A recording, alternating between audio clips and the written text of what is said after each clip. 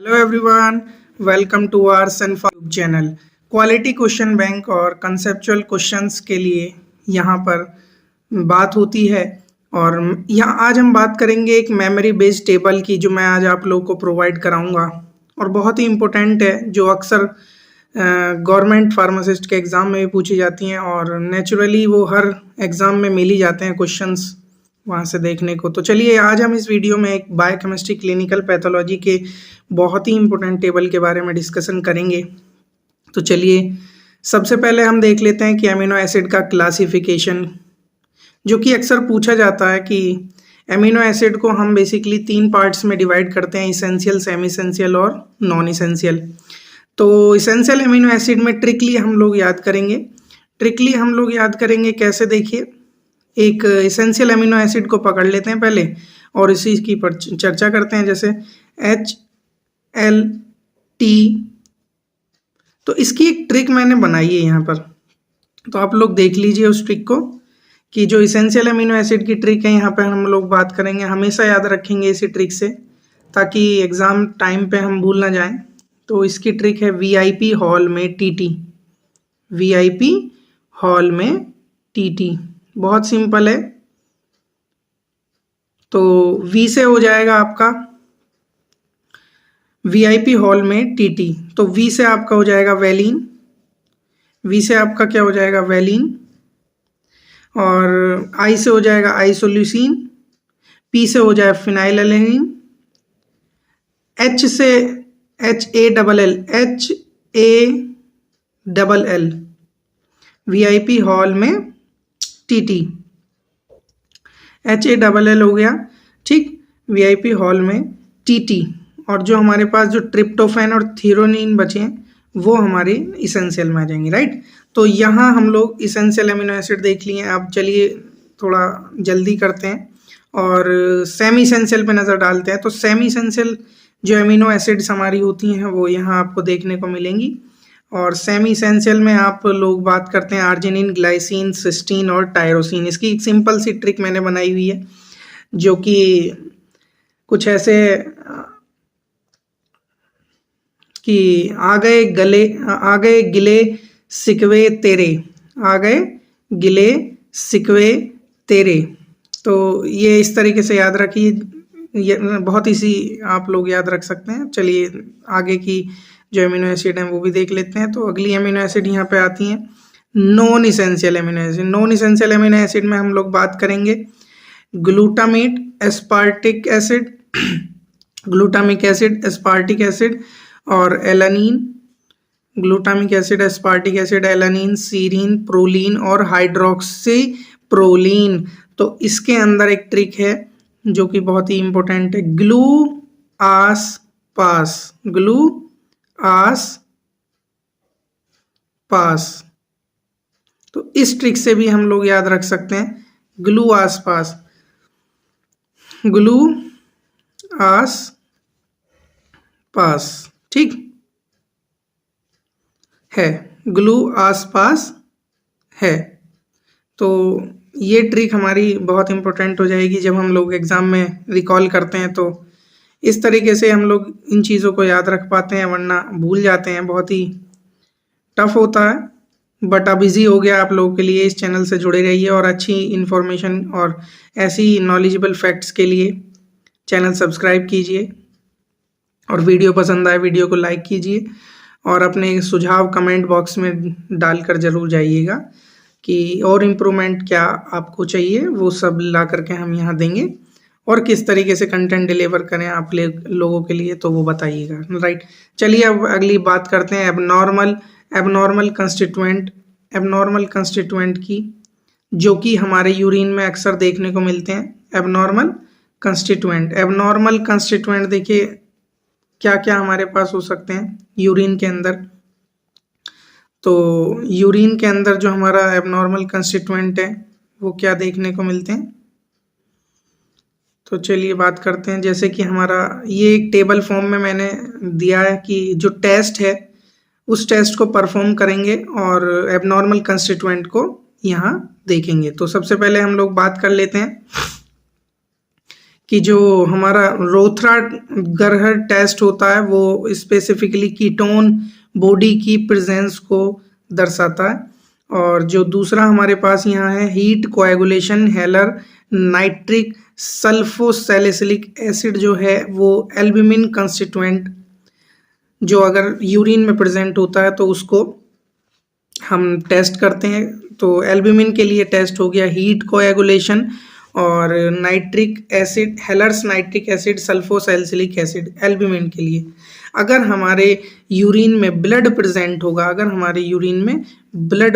होगा तो उसके लिए जो हमारे पास टेस्ट जाता है वो जाता है बेंजीडीन और गुएकम।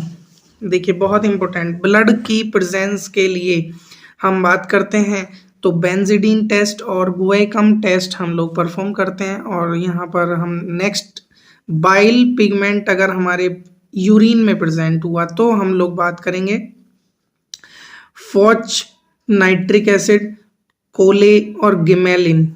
तो इन सब टेस्ट का यहाँ पर बहुत यूज़ है। तो ये अक्सर पूछ लिया जाता है डायरेक्टली कि बाइल पिगमेंट अगर यूरिन में प्रेजेंट है तो कौन सा टेस्ट होगा, कोले टेस्ट। देखिए बहुत एग्जाम में कोले टेस्ट के बारे में बात करते हैं। और हमारे पास फोस्ट नाइट्रिक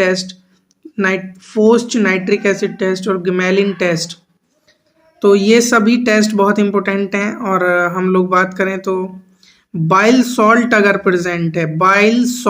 प्रेजेंट है तो हम लोग कौन सा टेस्ट कराएंगे, हे सल्फर फ्लोवर टेस्ट। देखिए 3 टेस्ट उसके लिए दिए हैं, एक तो हे सल्फर फ्लोवर, ऑलिवर और पेटेनकोफर।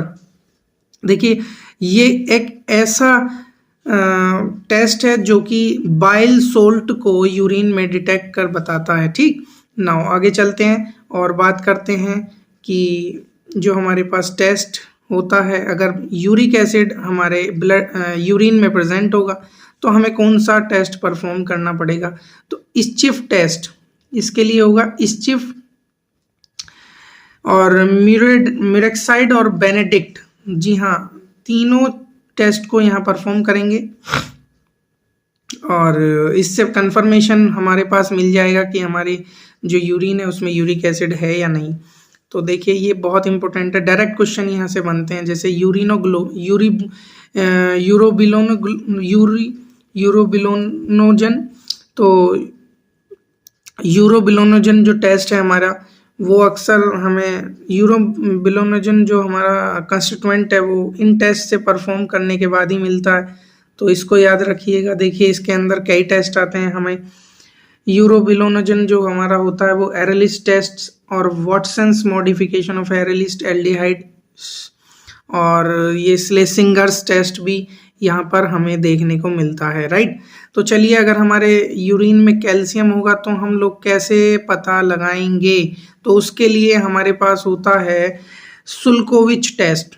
कैल्शियम के लिए होता है सुल्कोविच टेस्ट, और हम लोग बात कर लें अगर यूरिया की। हाँ, अगर यूरिया हमारे कंस्टिट्यूएंट है यूरिन में तो हमें देखने को मिलेगा हाइपोब्रोमाइड टेस्ट। क्या? Hypobromide test. यूरिया में डिटेक्शन के लिए हाइपोब्रोमाइड टेस्ट करेंगे। और वैसे ही क्रेटिनिन के, अगर हमारा कंस्टिट्यूएंट क्रेटिनिन है तो उसके लिए हम लोग जोफे टेस्ट, वेले टेस्ट, सेल्कोविस्की टेस्ट। देखिए अक्सर इनमें से ये नाम दे दिया जाता है और बच्चे कंफ्यूज होते हैं कि आखिर ये है तो है कहाँ। तो कोई भी टेस्ट आपका इस टेबल से बाहर नहीं जाएगा, बस इस टेबल को याद रखिएगा जो भाई मैंने यहाँ पे आज डिस्कस करी है। कोई आपका क्वेश्चन यहाँ से बाहर नहीं जाएगा, राइट। तो चलिए नेक्स्ट अब लोग हम बात करते हैं कि टेस्ट फॉर कार्बोहाइड्रेट। चलिए हम लोग बात करेंगे आइडेंटिफिकेशन टेस्ट की। तो कौन सा ऑब्जर्वेशन हमें देखने को मिलता है किस टेस्ट पे, तो जितने भी कार्बोहाइड्रेट हैं वो पॉजिटिव रिएक्शन देते हैं और इसे अक्सर ब्राउन रिंग टेस्ट के नाम से भी जाना जाता है। तो मॉलिस्ट टेस्ट जो हमारा ब्राउन रिंग टेस्ट होता है उसमें हम लोग कार्बोहाइड्रेट का डिटेक्शन यहाँ परफॉर्म करते हैं और कार्बोहाइड्रेट पॉजिटिव रिएक्शन शो करते हैं। इट मीन्स जितने भी कार्बोहाइड्रेट हैं वो ब्राउन रिंग फॉर्म कर लेते हैं मॉलिस टेस्ट के दौरान, उसी को पॉजिटिव बोला जाता है। ठीक, तो ये अक्सर पूछ लिया जाता है कि कार्बोहाइड्रेट जो है वो कौन सा टेस्ट देता है, तो ये मॉलिस टेस्ट पॉजिटिव देता है। ठीक, तो नेक्स्ट हम लोग बात करेंगे कि जो हमारा बेनेडिक्ट टेस्ट है, बेनेडिक्ट टेस्ट हमारा होता है किसके लिए? देखिए ऑब्जर्वेशन में हम लोग बात करेंगे कि जो प्रेसिपिटेशन हमारा कलर का प्रेसिपिटेशन होता है, कलर का प्रेसिपिटेशन जो होता है वो rough estimate of reducing sugar present in sample. देखिए ये बेनेडिक्ट टेस्ट जो परफॉर्म किया जाता है प्रेसिपिटेशन, हमें कुछ रिड्यूसिंग शुगर का बेनेडिक्ट टेस्ट हम परफॉर्म करते हैं रिड्यूसिंग शुगर के लिए, और ग्लूकोज सैंपल से हम लोग कर सकते हैं। तो वैसे ही हम लोग बारफोइड टेस्ट के बारे में बात करेंगे। बारफोइड टेस्ट, तो बारफोइड टेस्ट हमारा होता है specially this reaction indicate presence of reducing monosaccharide. तो बारफोइड टेस्ट हमारे पास जो होता है वो इंडिकेट करता है रिड्यूसिंग मोनोसैकेराइड को, ये इम्पोर्टेंट है।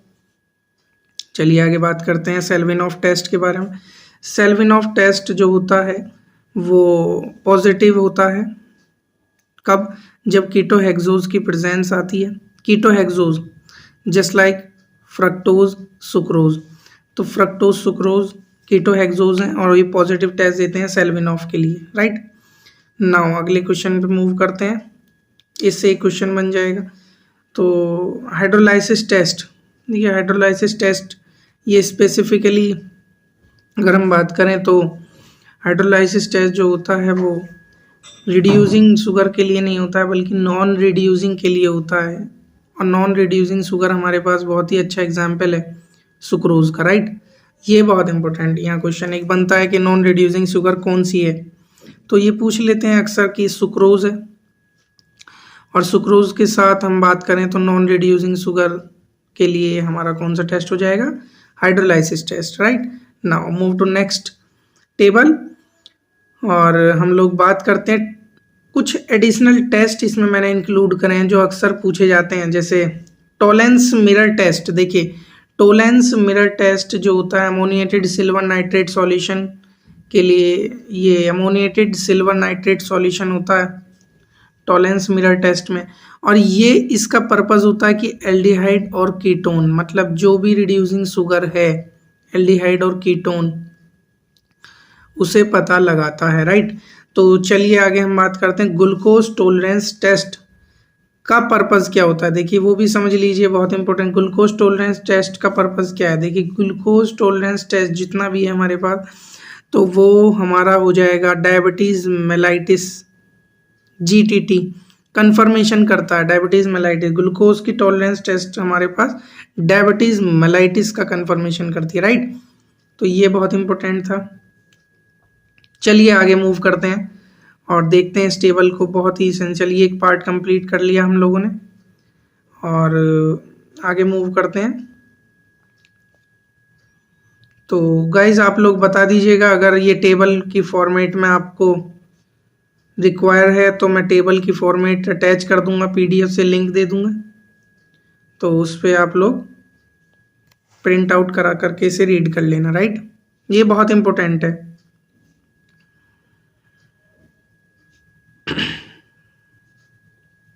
तो चलिए आगे के पार्ट में मूव करते हैं और देखते हैं क्या है कि विटामिन।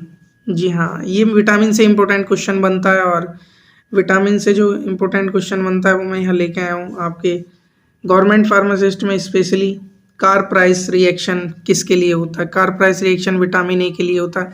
अभी देखिए कुछ अभी एम्स में पूछा गया है, एम्स में 2024 वाले पेपर, एम्स में 2025 वाला जो पेपर हुआ था फरवरी में, उसमें पूछा गया है ये सवाल कि कार प्राइस रिएक्शन किसके लिए होता है। तो car price reaction vitamin A के आइडेंटिफिकेशन के लिए किया जाता है, ये इम्पोर्टेंट बात है। अभी दूसरा सवाल वो ये पूछेगा कि 2,6-डाइक्लोरोफिनोलिडिनोल, जी हाँ 2,6-डाइक्लोरोफिनोलिडिनोफिनोल विटामिन C के लिए होता है। ये हमेशा याद रख लेना, अक्सर पूछा जाएगा। विटामिन सी के लिए 2 क्लोरो डाइक्लोरोफिनॉल एडिफिनॉल। चलिए आगे हम बात करते हैं, अगले मूव करते हैं टेबल पर। और इसमें हाँ विटामिन B12 का भी अक्सर पूछ लिया जाता है, विटामिन B12 भी इम्पोर्टेंट है। तो MMA मम्मा जिसे हम लोग कहते हैं शॉर्ट में, मम्मा टेस्ट हम लोग कराते हैं। Methyl malonic acid test vitamin B12 के लिए होता है, methyl malonic acid test vitamin B12 के लिए मम्मा। देखिए जब हमारे पास विटामिन B12 की डेफिशिएंसी होती है उसे डिटेक्ट करने के लिए हम लोग मम्मा टेस्ट कराते हैं, और ये अक्सर हमें देखने को मिलता है बहुत इजीली, हम लोग ट्रिकली हम लोग इसको याद करेंगे। अब चलिए बात करते हैं लिपिड और फैट्स की, जल्दी इसको फिनिश करना है और आप लोगों के लिए टाइम ज़्यादा नहीं है, अब सभी लोग प्रिपरेशन में लगे हुए हैं और टाइम भी कम है, तो इसलिए हम स्पीड से इसको देखेंगे। तो फैट और लिपिड्स की अगर हम बात करते हैं, फैट और लिपिड्स की, तो आइडेंटिफिकेशन टेस्ट में यहाँ लेके आया हूँ फैट्स और लिपिड्स के, जो कि इसी से सवाल बनेंगे। 110% क्वेश्चंस इसी से जनरेट करेंगे। तो चलिए नेक्स्ट हम लोग बात करेंगे सॉल्युबिलिटी टेस्ट। देखिए अगर हम किसी भी लिपिड या फैट का सॉल्युबल टेस्ट करते हैं तो हमें ऑब्जर्वेशन में क्या मिलता है कि ऑयल फ्लोट कर जाता है वाटर पे, ये हम लोगों को पता है, क्योंकि लेसर स्पेसिफिक ग्रेविटी होती है वाटर की या ऑयल की लेसर ग्रेविटी होती है, राइट। तो यहाँ पे दूसरा हम लोग बात करेंगे स्पॉटिंग इफेक्ट क्या होता है। स्पॉटिंग इफेक्ट क्या होता है, ऑयल जब वेट नहीं कर पाता पेपर को, उसको कहते हैं स्पॉटिंग इफेक्ट। तो ये स्पॉटिंग टेस्ट जिसे हम कहते हैं, हम ऑयल का एक ड्रॉप डालते हैं और पेपर जो होता है पेपर वो वेट नहीं कर पाता है, उसी पे एक स्पॉट लग जाता है और उसी को इफेक्ट कहते हैं, उसी इफेक्ट को कहते हैं स्पॉटिंग इफेक्ट। चलिए नेक्स्ट हम लोग बात करते हैं थर्ड वन, एक्रोलीन टेस्ट या डनस्टेन टेस्ट, राइट। एक्रोलीन या डनस्टेन के लिए अगर हम बात करें तो इसमें हो जाएगा to detect the presence of glycerol और fat, to detect the presence of glycerol और फैट, राइट। तो ये डिटेक्ट करने के लिए फैट और ग्लिसरॉल, तो जो हमारा एक्रोलीन टेस्ट या डनस्टेन टेस्ट है वो ग्लिसरॉल की प्रेजेंस को या फैट की प्रेजेंस को डिटेक्ट करने में मदद करता है, राइट। तो हमारे पास नेक्स्ट हो जाएगा saponification test. Saponification test soap की फॉर्मेशन जहाँ होगी वहीं सैपोनिफिकेशन टेस्ट कर लेंगे, राइट। देखिए स्टेरॉइड की अगर हम बात करते हैं तो उसके लिए लिबरमैन बुचार्ड टेस्ट होता है और इसके अंदर कोलेस्ट्रॉल का डिटेक्शन होता है और ब्लू ग्रीन कलर यहाँ मिलता है हम लोग। कैसा कलर मिलता है, ब्लू ग्रीन कलर यहाँ मिलता है, ये भी आप लोग याद रखिएगा। तो ये कोलेस्ट्रॉल को डिटेक्ट कर लेगा, लेकिन अगर हम स्पेसिफिकली, यहाँ इंपॉर्टेंट है कि अगर हम स्पेसिफिकली बात करें कि कोलेस्ट्रॉल के टेस्ट में रिस्पॉन्सिबल है तो वो टेस्ट है हमारा सेलोविस्की टेस्ट। सेलोविस्की टेस्ट कोलेस्ट्रॉल के लिए बना है और येलो कलर के लिए स्पेसिफिकली बात होती है यहाँ पे, राइट। ये याद रखिएगा, बहुत इंपॉर्टेंट है कोलेस्ट्रॉल के लिए Salkowski test, right. Next move करते हैं अगले पार्ट पर और देखते हैं copper acetate test. Copper acetate test में हम लोग बात कर लेते हैं कि जो भी हमारा ऑयल या नेचुरल फैटी एसिड्स सैचुरेटेड या अनसैचुरेटेड को डिस्टिंग्विश करना हो तो कॉपर एसिटेट टेस्ट हम लोग कराते हैं, राइट। चलिए आगे मूव करते हैं। प्रोटीन के टेस्ट क्या हैं वो हम लोग सभी देख लेंगे। प्रोटीन के टेस्ट हैं जैसे nitric acid test, Heller's protein. देखिए एक बात याद रख लीजिए ट्रिकली कि मैंने एक याद किया था वर्ड जब इसको लर्न किया था कि हेलर्स एक प्रोटीन है, ऐसे समझ लीजिए। हेलर्स एक प्रोटीन है जो कि बार बार आप लोग इसको इंटरेक्ट करना इस वर्ड को, हेलर्स को प्रोटीन से, तो हेलर प्रोटीन तो ऐसे याद हो जाएगा आप लोगों को, Heller protein. Nitric acid test Heller protein. और अब चूंकि उसमें एमिनो एसिड के लिए अगर हम बात करते हैं तो फॉलिन्स टेस्ट हमारा एमिनो एसिड।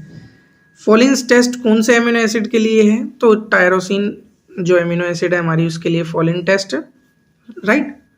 और चलिए आगे हम बात करते हैं नेक्स्ट कि अच्छा निन हाइड्रिन टेस्ट, ये तो जनरल एमिनो एसिड के लिए टेस्ट है। निन हाइड्रिन टेस्ट जनरल टेस्ट है, पिंक कलर पर हमें मिल जाता है, किसी भी एमिनो एसिड का प्रेजेंट होना ही इसके पिंक कलर को दर्शाता है, राइट। तो आगे हम बात करते हैं और देखते हैं बाईयूरेट टेस्ट। देखिए बाईयूरेट टेस्ट जो होता है वो इंडिकेट करता है पेप्टाइड बॉन्ड को, और पर्पलिश वॉयलेट हमारे पास ये कलर मिलता है, राइट। तो पेप्टाइड बॉन्ड के लिए बाईयूरेट टेस्ट। और ज़ेंथोप्रोटिक टेस्ट किसके लिए होगा, ये बहुत important. Xanthoproteic test aromatic amino acids के लिए बताता है। Aromatic amino acid, xanthoproteic test aromatic amino acid, याद कर लीजिए, xanthoproteic aromatic amino acid, right. चलिए रोजिन टेस्ट किसमें होता है, तो ये इंडोल रिंग के लिए होता है, स्पेसिफिकली इंडोल रिंग। रोजिम टेस्ट जो हमारा होता है वो इंडोल रिंग के लिए। देखिए ये लेवल थोड़ा हाई जा रहा है, और ये अक्सर चूंकि क्वेश्चन हट के पूछा जाएगा तो इसी से आएगा, राइट। पर एक भी क्वेश्चन आप लोगों का छूटेगा नहीं यहाँ पे, यह ध्यान रखना। तो इसको अच्छे से याद कर लेना, इतना ही काफ़ी है, और इससे ज़्यादा भी करने से नहीं मिलेगा, बट इतना कर लिया तो exactly question as it is आपको देखने को एग्जाम में मिल जाएगा, राइट। तो चलिए आगे हम बात करते हैं कि अगर हम इसमें मिलन्स टेस्ट की बात करते हैं, जी हाँ मिलन्स टेस्ट, अगर हम लोग मिलन्स टेस्ट की बात करते हैं तो मिलन्स टेस्ट जो होता है, तो हम लोग नेक्स्ट टेस्ट के बारे में बात करते हैं, और ये है मिलोन्स रिएक्शन। बहुत इंपॉर्टेंट है, बहुत ज़्यादा इंपॉर्टेंट है। देखिए इसमें डायरेक्ट पूछते हैं, डायरेक्ट ये सवाल पूछा जाता है कि फिनोलिक एमिनो एसिड की प्रेजेंस में ब्रिस्क रेड कलर अपीयर होता है, तो उस रिएक्शन या टेस्ट का नाम क्या होता है, मिलोन्स रिएक्शन या मिलोन्स टेस्ट, राइट। बहुत इंपॉर्टेंट है, फिर से एक बार मैं रिकॉल करा दूं इसको। फिनोलिक एमिनो एसिड को डिटेक्ट करने के लिए मिलोन्स रिएक्शन कराते हैं।